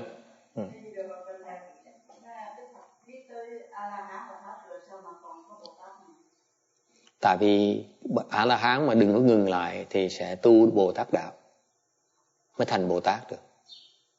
Ok. nó mới giác ngộ được. Người A-la-hán là cái quả vị nó nhỏ thôi. Cái vị phải tới cái A-la-hán rồi mới được dạy cái Bồ Tát đạo. Bây giờ mà dạy cái Bồ Tát đạo, bây giờ cái vị không hiểu được, làm không được. Lúc đó A-la-hán mới làm được, mới có sức làm. Okay. Tại lúc đó là cái vị ông không còn sợ chết nữa. Cái vị sợ chết thì dạy cái vị không được. So she says, what is the difference between how does the arhat become bodhisattva? I said because after you become an arhat, you will no longer fear death.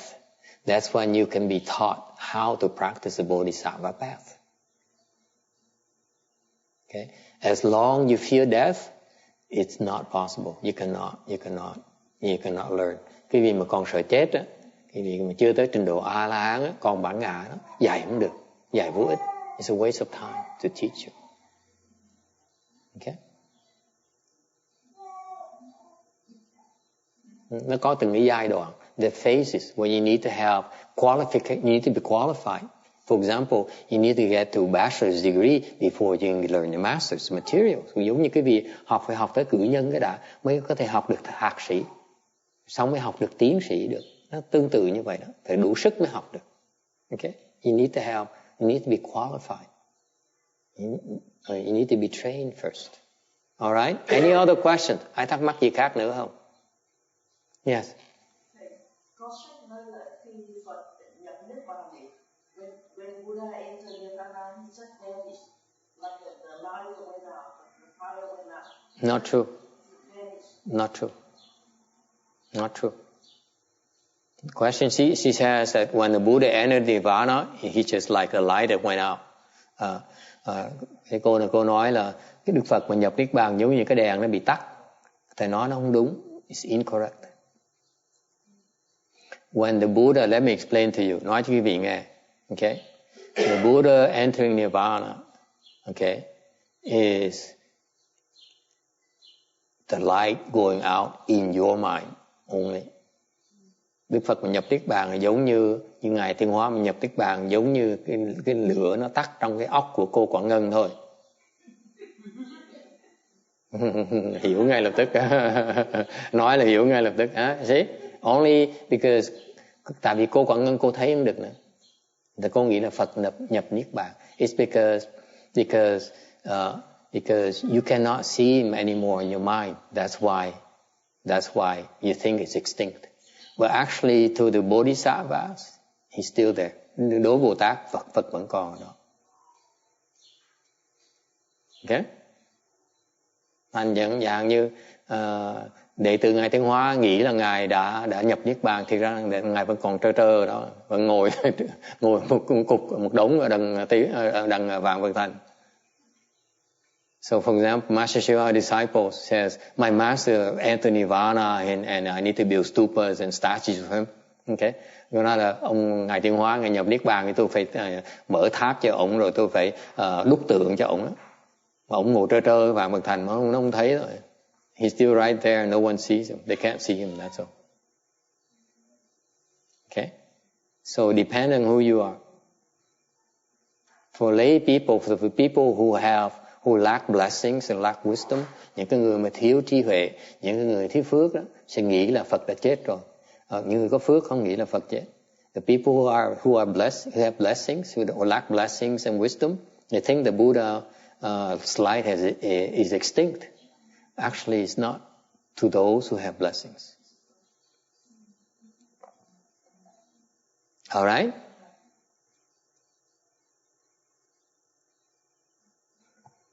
Any other questions? Ai thắc mắc gì khác nữa không? Number 3, cái phần thứ cái điên đạo của người A-la-hán. So the third upside down of the Arhat. He's attached to selflessness. Cái người A-la-hán á, khi thấy được cái vô ngã rồi đó, and they vô ngã rồi thì họ không thấy được cái tự tại, cái tự chủ. They fail to see the self mastery.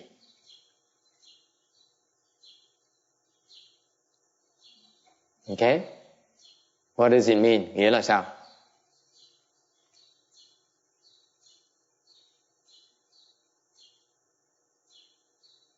Nghĩa là sao?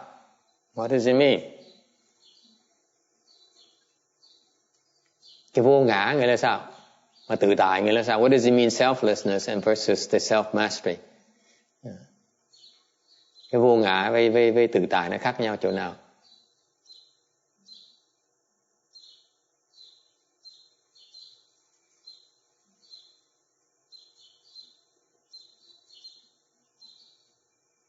聽得懂嗎？入經第三，羅漢是執着無我，執着無我，對，可是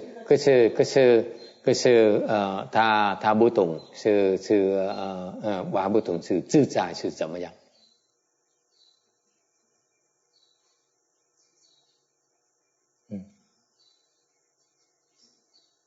Anyone? Nghĩa là sao? Yes, sir. Maybe the arhats, they just get rid of the self, the bodhisattvas, they're able to master it, kind of like as a tool to go back and help living beings. Not quite. Anyone?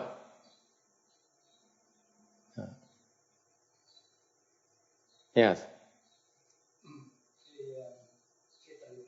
Cái vô ngã là cái bên trong chúng ta thấy như là nó không còn cái ngã, nhưng mà giới bên ngoài thì chúng ta thấy như đối với tất cả các pháp đều như hết, và chúng ta có cái tự tại đối với bên trong thì mình thấy là vô ngã.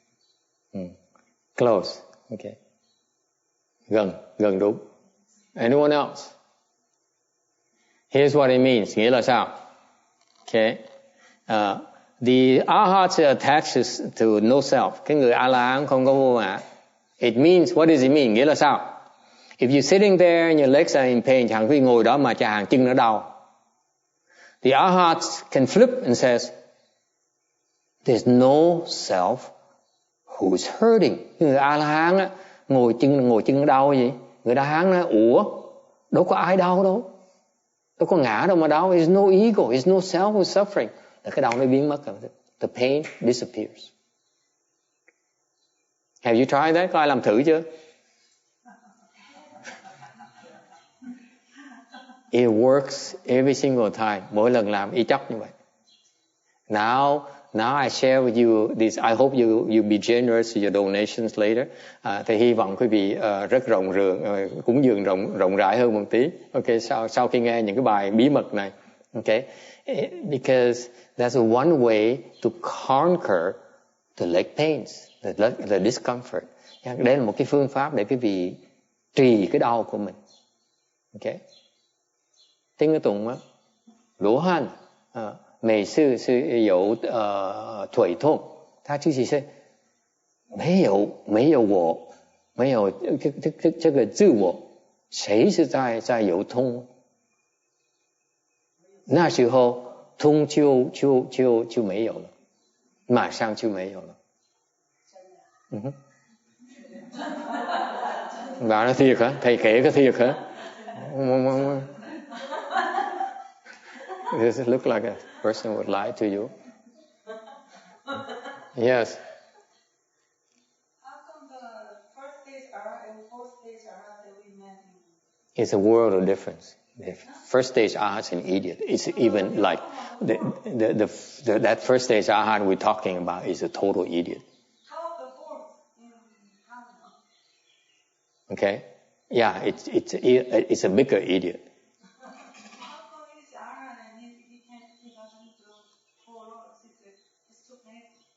Yeah, because that's exactly what we're talking about. Attachment, selflessness. Okay? Yeah. Because arhats, just like Americans, they're just different levels. Người A-la-hán, người hỏi tại sao người cái trình độ nó khác nhau. Có người tra hàng như trình độ nó cao thì nó thấy nhiều hơn, trình độ thấp thì nó giống như người dân bần của nông vậy.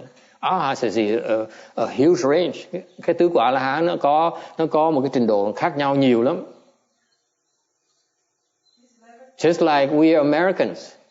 But look, okay, giống người Mỹ, công dân Mỹ đó, you know, you have Mr. President, có tổng thống. Then you have, I mean, you understand? There different levels. Nó có trình độ nó khác nhau. A whole range, spectrum of levels. Trình độ nó khác nhau nhiều lắm. That's a similarity. Nó giống như tương tự như vậy đó. Tôi nói tứ quả lá thì nó có nhiều cái trình độ khác nhau. There's so many levels. Any other question? Ai thắc mắc gì khác không? Yes.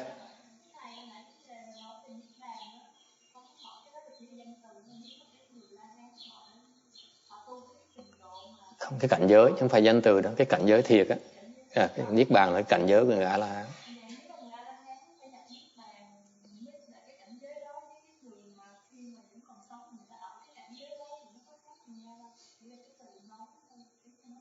Chừng nào tới đó rồi biết, đừng nói tầm bậy.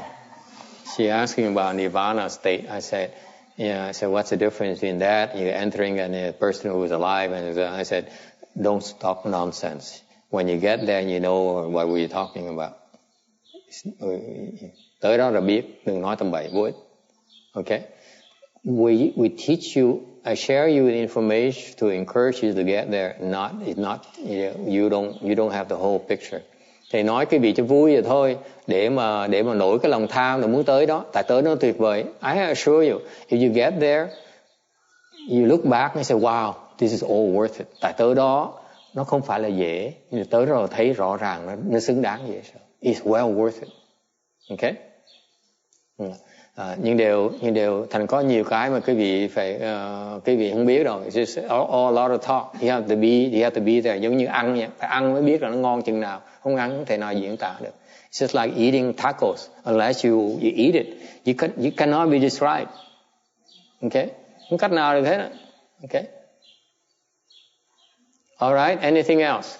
Có thắc mắc gì khác không? So what happened is that the arhats they realize there's no self. Cái người A-la-hán á, nó không có bản ngã. Thành ra and what does it mean they're attached to selflessness, to no self. Cái ý nghĩa của là mình chấp trước về bản ngã nghĩa là sao? Vô ngã nghĩa là sao? Because he says nothing has a self. Không có cái gì có ngã trong hết á. Everything is empty. Tất cả nó đều là không hết. Everything. You're empty, I'm empty, he's empty, he's empty, this is empty, this is empty. All those you two people are empty. He's very attached to that. Họ thấy được cái đó. Ngài A-la-hán thấy được cái vô ngã, thấy cái không. He's attached to nothing. Không chấp cái gì hết. It's a very nice state to have. Cảnh giới rất là đặc biệt thưa quý vị.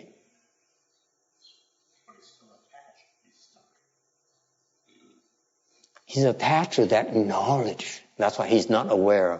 Cái mà ông kẹt á, ông không biết được á, là ông kẹt vào cái biết đó. Ông nói là chấp vào cái đó. Ông nói cô là không, ông này là không, cái này là không, chùa là không, tiền là không. You know, they say everything, you know, everything is empty. You empty, taco is empty. So what's the point of eating taco? What are you, nuts? See? I rest my case. Quý vị thấy không? Chân ở tụng mà. Hả? 他的真实是有智慧啊，什么都是假的，都是空的，所以没有什么执着，一点执着也没有的。不是，这个智慧是什么都是可以放下的，可以看破了，所以没有什么执着，真的是自由啊。OK， 可是还不是自在，还是能够自在，为什么？Thì người ta không chấp, they're not attached to anything at all. Họ không chấp cái gì hết á. Thì tại sao nó không thiếu cái tự tại? What does it mean that they're not attached to anything and therefore they lack the self mastery? Yes. If there's no self, then it's not me who broke the tie, it's somebody, because there's no stop. This is very subtle. This is why I don't expect you to get it. And I need to explain it to you. Maybe that will get to the ears of the arhats in the future. Cái này cái vị cũng thể hiểu được. Thầy mới nói cái này giảng cái vị nghe. Để nhiều khi ngày nào đó mấy ông A-la-hán quý chư Phật nó nghe mà nó cười ngất rồi xong rồi nó nhiều khi nó có lý rồi nha. And the first reaction is, this guy's an idiot. What does he know what he's talking about? And eventually you will sink in. Okay, here's the problem. Yes, sir. What's the problem? Well, the self-mastery here is referred partially to deportment. No. Tự tại, không tại. No, it's not that. Okay? Yeah. Here's what happened. He's so adamant about it's all empty. Cái ông A-la-hán nó phiền dễ sợ lắm. Ông ấy nhất quyết là cái gì nó cũng không hết rồi. He says, everything is empty. Don't you know? Everything is empty. Tất cả nó đều không hết á. Okay? What does it mean? Nghĩa là sao?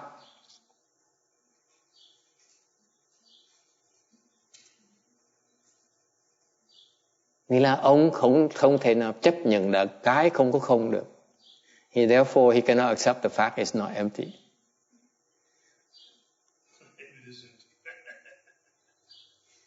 He cannot accept the fact that people don't see it's empty. Họ không chấp nhận được rằng là cái người mình thấy không được nhưng đều vợ mình không thấy không thì sao bây giờ? I ask you, you see it's empty, but your wife doesn't see it's empty. You have a problem, don't you? Quý vị thấy không? Mình thấy nó không, thì con mình không thấy nó không. Mình bỏ ngơ được. Can you ignore it? And the Arhat says, yes, I can ignore it. I can't. I cannot accept it. That's lack of self-mastery. Cái này mà không chấp nhận được là người ta là không thấy được cái không như mình, thế mới thiếu tự tại. Chịu không nổi. You can't stand it. You can't stand the fact that you cannot comprehend emptiness the way he does. He hates it. He says, I don't want to talk to you. You want to divorce? I'm going to divorce my wife. I'm going to renounce my parents. Mình bỏ cha, bỏ mẹ, bỏ vợ, bỏ con hết. Okay? Because he lacks self-mastery. Thiếu cái tự tại. He cannot accept the fact that his wife doesn't get it. Nó không thể nào chấp nhận được là vợ mình nó hiểu không được. Con mình nó vẫn kẹt như thường. He cannot accept the fact my son can't get it. Yes.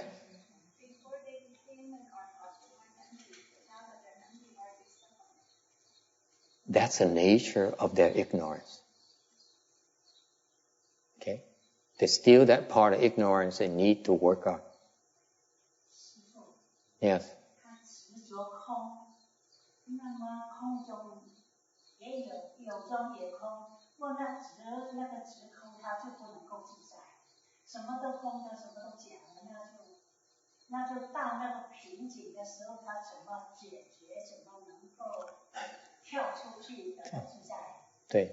Let me explain to her. Try to explain this. I don't know how to say this in Chinese because it's too complicated for me. It's just like this. Okay.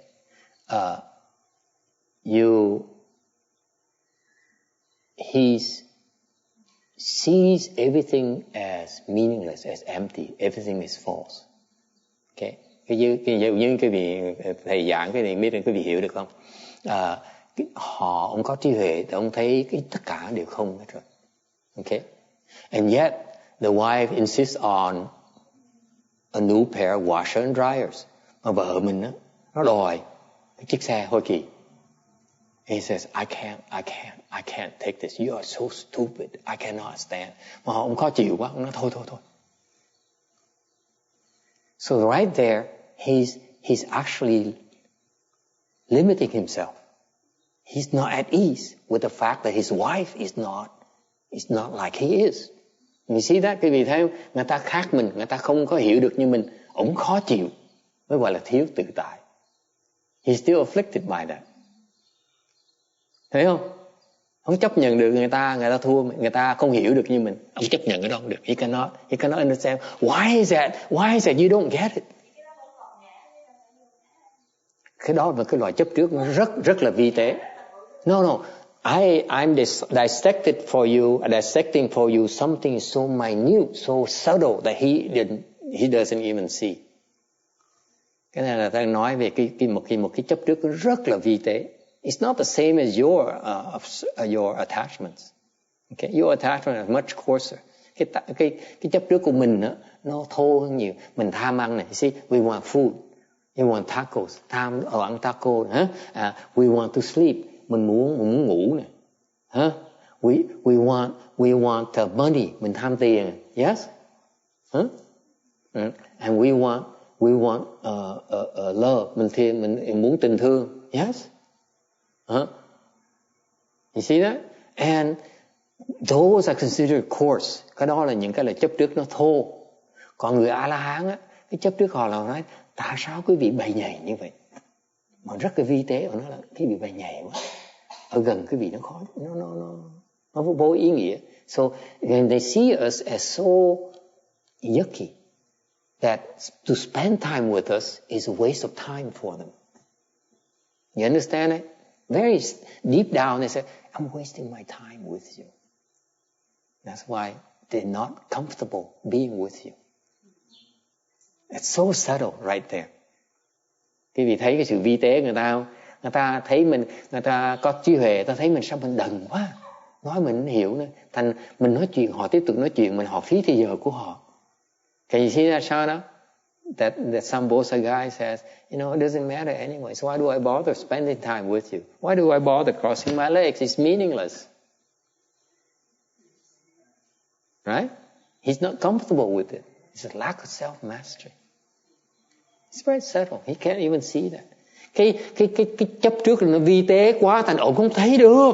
The problem with this attachment is so subtle, so minute. He can't see it himself. Can't see it. Yes. Is it a form of arrogance that they don't want? It's not too good for you to use some of this? No. It's just no arrogance at all. He's no self, no arrogance at all. He just says it's meaningless. See, to him, it doesn't make sense. Nó vô lý đối với họ. Họ không muốn làm những cái chuyện như vậy. So the wife says, I want a new car, như vợ mình đòi chiếc xe mới. And I say, okay. Ông A-la-hán nói, cũng được. And then the wife said, really? Can I have a BMW? Vợ đòi thêm. Yeah, it's okay. Okay. Ông cứ buông thả hết tất cả. Okay. Tại vì ông khó chịu, ông không muốn đụng chạm với mình. He doesn't want to deal with us. That's a very, very subtle attachment. Nó rất là vi tế. He can't see it. He says, what you're asking for is nonsense anyway. What do I care? Okay? You want more children? Okay, I'll make more children for you.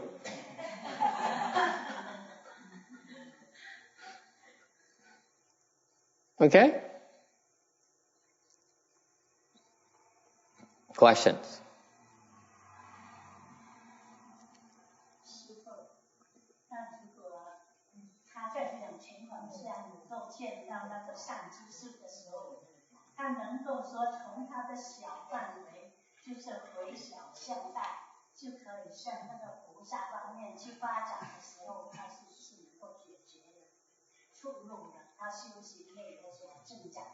Sure.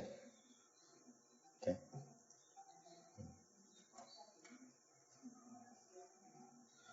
Okay. Number 4, attachment to impermanence and not seeing the permanent Buddha nature. He's attached to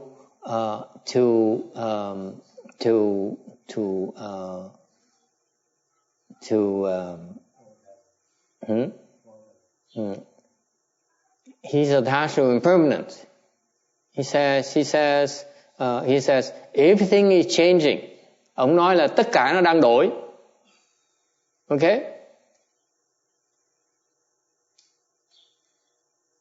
Everything changes. Nothing remains the same. Tất cả nó đang thay đổi. Không có gì mà nó thật sự hết á. Okay? And because of that, he cannot see the Buddha nature. Bởi vì vậy, ông chấp vào cái sự thật là mỗi sự nó đổi. It is true. We are changing. Okay? Ai cũng đang thay đổi. Every single thing is evolving and changing. Tất cả mọi sự nó đang thay đổi. It's true. We are aging. Càng ngày mình da nó càng nhăn lên. You know, we have more wrinkles here, fewer hair. Tóc nó rụng, da nó nhăn. So he sees that. So he said, wow, everything's so impermanent. Okay? Everything. Tất cả mọi sự đều là bất thường hết. Vô thường hết. Everything. He sees it. Ông thấy được cái đó. That's why he said, doesn't matter. Không nhầm nhất vậy. Okay. And that's why he fails to see the Buddha nature, which is permanent. Tại vì ông chấp được cái thấy. That's his first glimpse into the changing nature of things.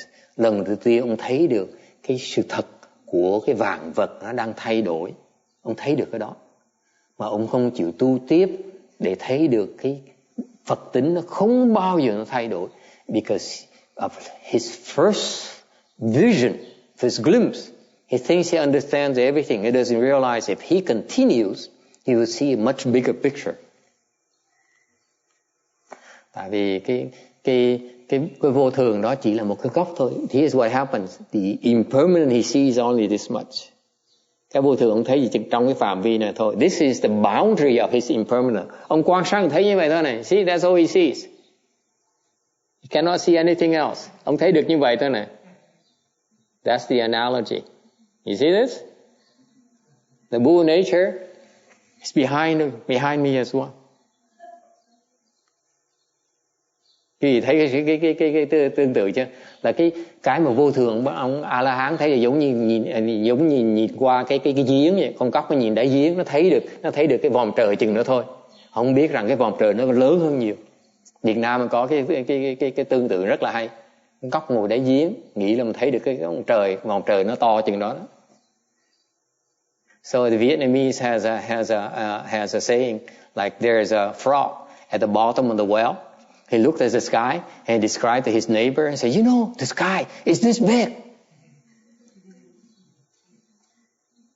Okay, that's the analogy. This is his impermanence that he can see. Ông thấy được cái vô ngã chừng này thôi, bất thường, vô thường chừng này thôi. Ông thấy được cái vòm trời nó to. Rồi bao la, he fails to see the entire sky that is vast and boundless. That's the Buddha nature. Okay? Does it help? I try to explain the Dharma to you in a way that you can understand, not just these abstract concepts. Thầy nói cái này giảng cái Phật pháp cho quý vị nghe là dùng những danh từ mà thông dụng để quý vị hiểu cái dụng của cái pháp, chứ không phải là nghe những cái danh từ để chỉ học cái danh từ thôi, chả có ý nghĩa gì hết. Okay? Because once you have understand this, it will help you will convince you that cultivation is really beneficial, is a real thing, is a real thing.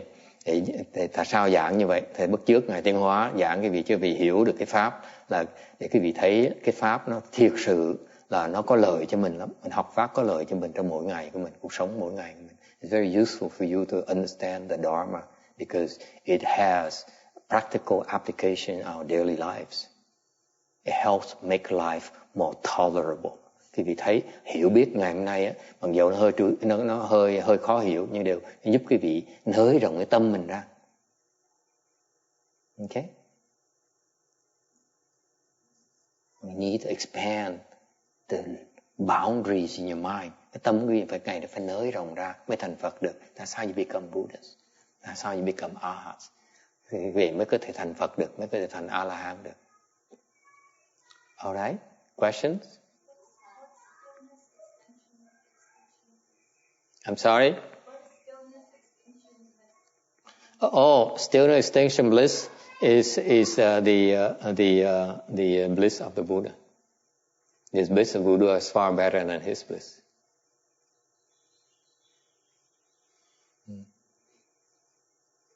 Cái câu hỏi là cái phần thứ hai đó là họ chấp vào cái khổ mà không thấy được cái stillness English, hả? Cái gì?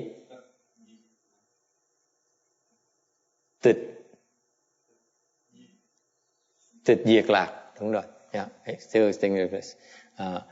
Có nghĩa là không thấy được cái sung sướng của cái niết bàn của Phật. Niết bàn của Phật sướng hơn niết bàn A La Hán nhiều, far better. The Buddha's nirvana compared to the Arhat's nirvana is no comparison, none whatsoever. If you see an analogy of his bliss is this much, thì giống như cái tương tự như vậy là quý vị cái lạc của ngài A La Hán chừng này thôi này, mà cái lạc của Phật nó to, cái vòm trời. Whereas the bliss of the Buddha is